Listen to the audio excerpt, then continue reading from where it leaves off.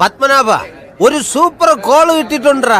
അയ്യപ്പ സംഗമത്തിൽ മുഖ്യമന്ത്രിയുടെ ഉദ്ഘാടന പ്രസംഗം തുടങ്ങിയപ്പോൾ നിറഞ്ഞിരുന്ന സദസ്സ് പ്രസംഗം തുടങ്ങിയ അല്പസമയം കഴിഞ്ഞതോടെ കാലിയായി.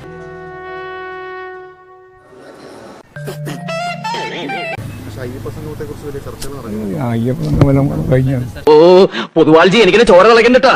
കൂൾ ഡൗൺ കാർബി, കൂൾ ഡൗൺ.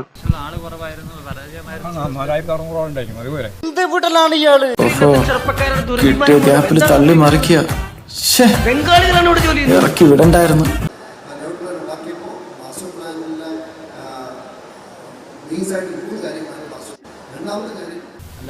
അല്ല അത്ര പോരെ, 4600 ആള് പോരെ? ഞാനിതെങ്ങനെ പറഞ്ഞു വിശ്വസിപ്പിക്കാൻ? അല്ല ഞാൻ ചോദിക്കുന്നതാണ്, 4600 പോലെ നമ്മൾ 3000 തീരുമാനിച്ചിട്ടുള്ളൂ. അല്ല അധികം വിടല്ലേ മോനെ. അത്രയും പങ്കെടുത്തു. നിങ്ങളെ പ്രചരണം എല്ലാം കള്ള പ്രചരണമാണ്.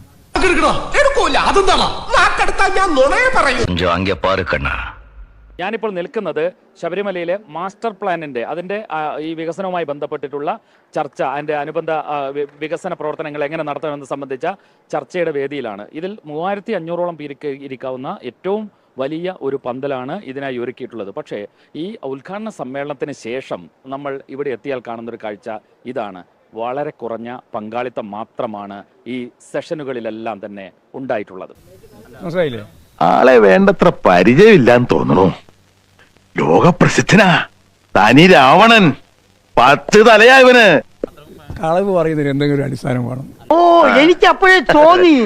ഞാൻ പിന്നെ പറയണ്ട വിചാരിച്ചു.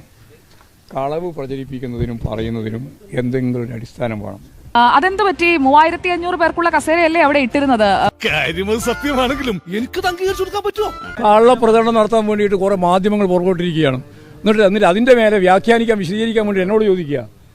പ്രധാന വേദിയിൽ കുറെ വെളുത്ത കസേരകൾ ആളൊഴിഞ്ഞ് കിടക്കുന്നു. അവിടെ ഉണ്ടായിരുന്നവർ എഴുന്നേറ്റ് പോയതാണോ അതോ മുഴുവൻ ആളുകളും എത്തിയില്ലേ? അതാ ഞാൻ പറഞ്ഞു, നാണോ മാനം വേണം. എന്തെങ്കിലും പറയുന്നതിൽ, എന്തെങ്കിലും കൊടുക്കുന്നതിൽ, എന്തെങ്കിലും പറയുമ്പോൾ അതിൻ്റെതായ ആളുകളെല്ലാം കാണുന്നുണ്ട്. അതിന്റെ ഞാൻ ഇത് പറഞ്ഞു.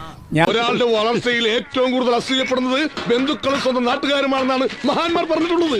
ഞാനിത് പറയണ്ടെന്ന് വിചാരിച്ചാണ്. ആളുകളെല്ലാം കാണുന്നു. വരാനുള്ളതൊന്നും വഴി തങ്ങില്ല, കൂടെ വരും. സാരില്ലടാ, നീ എവിടെ പരിപാടി അവതരിപ്പിച്ചാലും ഇത് തന്നെയാണല്ലോ നിന്റെ വിധി.